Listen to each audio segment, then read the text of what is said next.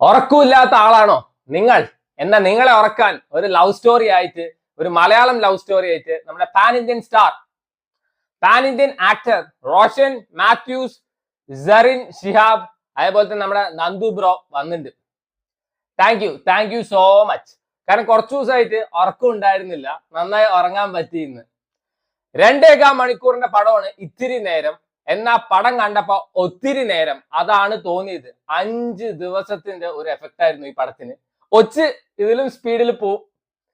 അണ്ണാ റോഷൻ അണ്ണാ, നമ്മൾ ഇതൊന്നും അല്ല പ്രതീക്ഷിക്കുന്നത്. ഇത് എന്തോന്ന്, ഇത് ഉറക്ക ഗുളികയാ.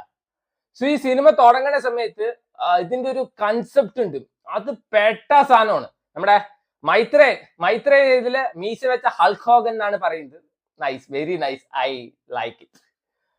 അവിടുന്ന് അങ്ങോട്ട് പടം നോക്കുമ്പോൾ കിഡു കൺസെപ്റ്റാണ്. അതായത് നമ്മുടെ 96 അനുരാഗ കരിക്കുമ്പളം ഇതിലൊക്കെ വന്ന കൺസെപ്റ്റ് തന്നെയാണ്.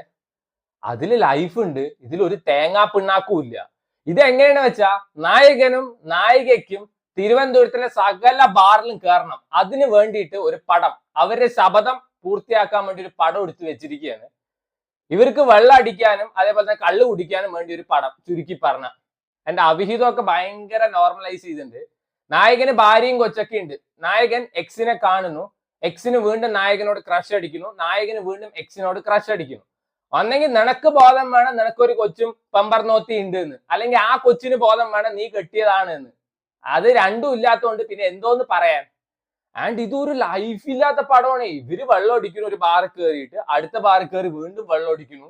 ഇതന്നെ ഈ സിനിമയുടെ ഫസ്റ്റ് ഹാഫ് ഉള്ളൂ. ഒരു തുള്ളി ലൈഫില്ല. ഈ സിനിമയില് നന്നായി അഭിനയിച്ചത് നന്ദു ബ്രോ മാത്രമാണ്. ഇവൻ റോഷൻ വരെ വെറുപ്പിക്കലായിരുന്നു. നന്ദു ബ്രോ കിഡു ആയിരുന്നു. ആൻഡ് ടുവേർഡ്സ് സെക്കൻഡ് ഹാഫ് ആയപ്പോ പടത്തിന്റെ ജോണറേ മാറി. പടം കോമഡി. ഈ കൊച്ച് ഛർദിക്കുന്നു, ഛർദിൽ വാരുന്നു. മുമ്പ് ഞാൻ പറഞ്ഞില്ലേ, ഇന്നസെന്റ് ആണെങ്കിൽ തീട്ട കേസ് ആണെങ്കിൽ ഇത് ഛർദിൽ കോറൽ കേസ്. പിന്നെ അങ്ങോട്ട് പടം കോമഡി പറഞ്ഞിട്ട് കുറെ ചളി കാണിക്കുന്നുണ്ട്. എവിടെ എത്താതെ പടം എൻഡ് ആവണമുണ്ട്. എന്തിനും ഇങ്ങനത്തെ ഒരു പടം ഇത്തിരി നേരം. ഇപ്പൊ 96ലും അനുരാഗ കരിക്കും വെള്ളത്തിൽ ബിജു മേനൻ പറയുന്നുണ്ട് ആളുടെ ഒരു എക്സിന്റെ കാര്യമൊക്കെ. സിമ്പിൾ ആയിട്ട് ആള് പറയുമ്പോൾ നമുക്ക് ആ ഇമോഷൻ കിട്ടും. ഇത് എങ്ങനെയാണെന്ന് വെച്ചാ, 21ാമത്തെ വയസ്സിൽ ഞാൻ കെട്ടാവറപ്പ് നീ നോ പറഞ്ഞു, 24ാമത്തെ വയസ്സിൽ നീ കെട്ടാവറപ്പ് ഞാൻ നോ പറഞ്ഞു, നീ വേറൊരുത്തേക്ക് കെട്ടി, ഞാൻ വേറൊരുത്തന്റെ ഒപ്പം പോയി. ഇത് എന്തോന്ന് ലവ് സ്റ്റോറി. ഇത് കണ്ടിട്ട് എന്താ ഹാർട്ട് അറ്റാക്ക് വരണോ? റോഷൻ മാത്യൂസ് ഇപ്പൊ കുറച്ചായിട്ട് കിടു പടങ്ങൾ ചെയ്യായിരുന്നു. മറ്റേ റോന്ത് ചെയ്തിട്ടുണ്ടായിരുന്നു, ബോളിവുഡിൽ ഒരു സീരീസ് ചെയ്തിട്ടുണ്ടായിരുന്നു, കൺ ഖജുര. രണ്ടും പെട്ട സാധനങ്ങളായിരുന്നു. അതിന്റെ ഇടയ്ക്ക് ഒരു അപരാധം പിടിച്ച പടം. 2.25 മണിക്കൂറൊക്കെ 3 ടോഡ് സ്ലോത്തില്ലേ, ലോകത്തെ ഏറ്റവും സ്ലോവസ്റ്റ് മാമലാണ്. അതുപോലെ ഇതിനേക്കാൾ സ്പീഡിൽ പോകും. ഒരു വെറുപ്പിക്കണ ഒരു പാട്ടും എനിക്ക് സറിൻ ഷിഹാബിന്റെ ഒക്കെ പെർഫോമൻസ് കണ്ടിട്ട് പ്രാന്ത പിടിച്ചു. അജാതി വെറുപ്പിക്കലായിരുന്നു. എന്ത് ഫിസിക്സിൽ മറ്റേ PhD എടുക്കാൻ പോവാണ്, ഡോക്ടറേറ്റ് എടുക്കാൻ പോവാണ് പറഞ്ഞിട്ട്. ആൻഡ് ഇതില് വുമൺ ഇൻഡിപെൻഡന്റ് ആണോ? വുമൺ വെള്ളം അടിക്കണം, അതൊക്കെ നല്ല വൃത്തിക്ക് എടുത്ത് കാണിക്കുന്നുണ്ട്. വുമൺ സിഗരറ്റ് വലിക്കണം, അപ്പൊ വുമൺ ഇൻഡിപെൻഡന്റ് ആവുന്നത്ര. ഈ 96 ഒന്നും കാണാത്തവർക്ക് ചിലപ്പോ ഇത് വന്നിട്ട് എന്നാ വലിയ കിഡു സാധനമാണെന്ന് തോന്നും. ഇതിപ്പോ 2020 ആവാറായി. And we have seen a lot of romantic films.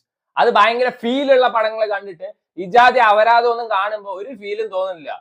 റോഷനൊക്കെ നമ്മൾ വേറെ സാധനമാണ് പ്രതീക്ഷിക്കുന്നത്. റോഷൻ ഈ ആനന്ദം ഗ്രൂപ്പിലെ ഏറ്റവും ടാലന്റഡ് ആയിട്ടുള്ള ആക്ടറാണ്. ആളുടെ നമ്മൾ പ്രതീക്ഷിക്കുന്നത് കണ്ടന്റ് ഓറിയന്റഡ് പടങ്ങളാണ്. റോഷൻ തമിഴ് ചെയ്യും, റോഷൻ ഹിന്ദി ചെയ്യും, റോഷൻ മലയാളത്തിൽ അഭിനയിക്കും. ആൻഡ് റോഷന്റെ സിനിമാസ് എടുത്തു നോക്കിയാൽ തന്നെ ഡിഫറെന്റ് സാധനങ്ങളായിരിക്കും. This is something that anyone can do, actually every one can do. അതിന് റോഷന്റെ ആവശ്യമൊന്നുമില്ല. ഒരു നശിച്ച പടം. സീരിയസ്ലി എനിക്കിത് ഒട്ടും വർക്ക് ആയിട്ടില്ല. ഞാൻ പറയുന്നില്ല ഇത് എല്ലാവർക്കും വർക്ക് ആവില്ല എന്നൊന്നും. ഇത് ഇഷ്ടപ്പെട്ട ആൾക്കാരുണ്ട്. പേഴ്സണലി കുറെ പേര് എൻ്റെ അടുത്ത് പറഞ്ഞു വളരെ നല്ല സിനിമ എന്നൊക്കെ. So perspectives and cup of ടീയുടെ പരിപാടിയൊക്കെയാണ്. വേണ്ടവർ കണ്ടു നോക്കുക. The cinema is available on Sun next OTT platform.